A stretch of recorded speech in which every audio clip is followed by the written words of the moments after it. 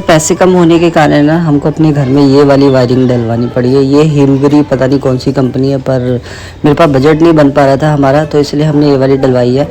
आप कमेंट करके ज़रूर बताना है कौन सी कंपनी की वायर है, अच्छी है या नहीं है, ये भी बताना। So hey guys, welcome back my new blog. दोस्तों आज के इस ब्लॉग में दिखाने वाला हूँ हमारे घर की हो गई है वायरिंग। और सच बताऊँ तो वायरिंग डालने वालों ने इतना ज़्यादा नुकसान किया वायरिंग का कि पूरा एक बंडल ऐसे ही ख़राब हो गया वायरिंग का। तो चलो दिखाता हूँ पहले वायरिंग कहाँ की हो गई हमारे घर की। और आज है 17 तारीख। आप ये वाले ब्लॉग किस डेट को देख रहे हो प्लीज़ कमेंट करके ज़रूर बताना, ठीक है। चलो तो हर एक स्विच में कितनी वायरिंग आ रही है चलो दिखाता हूँ। तो अभी कंप्लीट तो वैसे हुई नहीं है हमारे घर की वायरिंग, पर आधी डल गई है। तो ये वायरिंग भी इसी एक ही गुच्छे में 10-11 तार आ रही है। और बाहर की सारी वायरिंग अभी रह रही है इनकम्प्लीट, अभी कर दी उन्होंने। और अंदर की जो वायरिंग है ये रही, इतनी सारी वायरिंग है देखो भाई। दूसरे हमारे घर की वायरिंग ये वाली हो गई है, मतलब एक जो जिस कमरे में हम लोग रहेंगे वो कमरे की वायरिंग हो गई है। ऊपर सब लटके हुए हैं देखो, और यहाँ भी लटका हुआ है।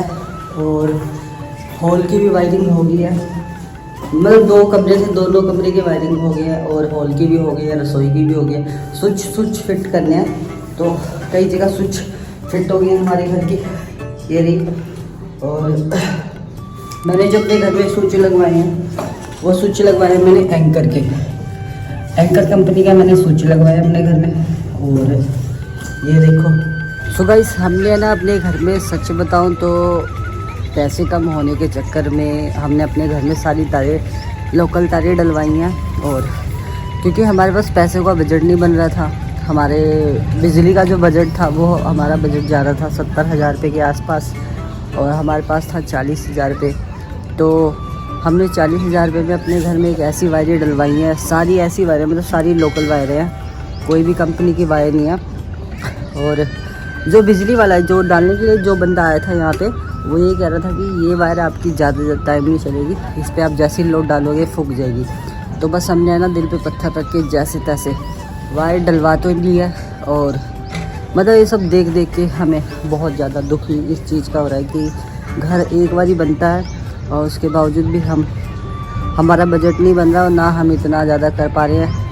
और दूसरा कि हमने इतने लोगों से ले लिया था हेल्प की, आप दोबारा किसी से हेल्प मांगेंगे हमें पता नहीं मिलेगी हमें हेल्प, तो इसलिए हमने फिर लोकल वायर ही डलवा ली अपने घर में। कुछ ना होने से अच्छा चलो कुछ टाइम ही काटेगा।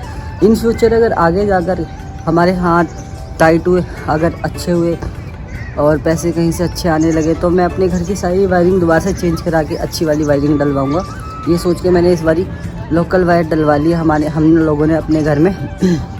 और तीसरी जो चीज़ मुझे इन वायरिंग वालों की बहुत ज़्यादा गंदी लगी वो ये कि आप मानोगे नहीं, इन्होंने थोड़े थोड़े करके इतने सारी तारें नुकसान करी है घर की कि क्या बोलूँ। फिर मैंने उनको बोला इतना नुकसान क्यों कर रहे हो, तो उन्होंने ये बोला कि ये हर एक वक्त, मतलब जब हम वायरिंग पाते हैं तो इतना नुकसान होता ही होता है, हर एक जगह होता है। वो वायरिंग जो जितनी भी नुकसान हुई है सारी तारें मैं अभी दिखाऊँगा, घर में पड़ी है, ठीक है, वो भी मैं दिखाऊँगा आपको। तो ये सब हुआ कल के डेट में। और अभी वायरिंग कंप्लीट नहीं हुई है हमारे घर की, अभी जब कंप्लीट होगी तो मैं आपको सारा कंप्लीट वाला एक वीडियो भी बना के ज़रूर दिखाऊंगा। और क्या कहते हैं, हमने अभी तक बैंक से 7 लाख का लोन लिया था, 6.5-7 लाख का लिया था, और प्लस मैंने 1 लाख रुपये यहाँ से ले लिए थे, मतलब 8 लाख रुपये। 8 लाख रुपये लग गया भाई। हमारे घर का अभी भी कोई भी काम कंप्लीट नहीं हुआ है, ना टाइल लगी है, कई सारे काम रह गए हैं हमारे घर के। तो मैं यही बोलना चाहूँगा भाई, घर बनाने से अच्छा आप कोई बना बनाया ज़रूर ले लेना और उसकी किस्तें स्टार्ट कर लेना। बेशक वो एक बार ही महंगा पड़ता है, पर 100 टेंशनों से बहुत ज़्यादा अच्छा होता है। क्योंकि भाई घर बनाना कोई आसान बात नहीं है, घर बनाते टाइम बहुत ज़्यादा मुश्किल होता है।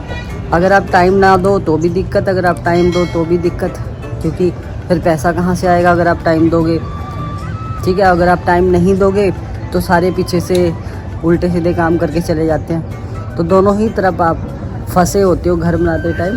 और तीसरा कि अगर आप लोन पे घर ले लेते हो बना बनाया तो चलो एक बारी टेंशन होती है, बाकी जब तक भी भरना है किस्त ही भरनी है उसकी। तो मैं यही बोलूँगा भाई बना बनाया ले लो, घर ना बनाओ, ठीक है। घर बनाना कोई आसान बात नहीं है, ठीक है। तो आज का ये वीडियो मेरा आपको कैसा लगा प्लीज़ लाइक शेयर कमेंट करके ज़रूर बताना, ठीक है। और ऐसे ऐसे वीडियो के लिए हमारे चैनल को सब्सक्राइब करना। मिलता हूँ मैं नेक्स्ट वीडियो में, बाय बाय।